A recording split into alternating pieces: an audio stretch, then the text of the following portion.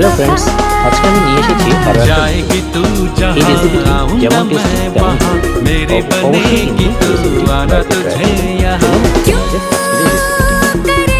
এর জন্য আমি নিয়ে নিয়েছি একটা বড় পাত্র এবং এখানে নিয়েছি অঙ্কুরিত ছোলা। এটা 2 থেকে 3 দিন ভিজিয়ে রাখলেই কিন্তু ছোলা অঙ্কুরিত হয়ে যাবে। নিচ্ছি 3 দিনের মতো অঙ্কুরিত গোটা মুগ ডাল, এটাও 2 দিন ভিজিয়ে রাখতে হবে। এরপর নিচ্ছি একটা গোটা গাজর, যেটা এখন কুচিয়ে নিয়েছি। এরপর নিচ্ছি 10 থেকে 15 গ্রাম মতো ভেজানো কিশমিশ, 4টা কাটা খেজুর, এটাকেও ভিজিয়ে রাখতে হবে। নিচ্ছি একটা গোটা কলা। বুঝতে পারছেন, এটা কিন্তু সবই কিন্তু আমাদের নিউট্রিশনের পক্ষে ভীষণ উপকার। নিচ্ছি স্বাদ লঙ্কা কুচনো, দিচ্ছি সামান্য চিলি ফ্লেক্স, এটা স্বাদ দিতে পারি।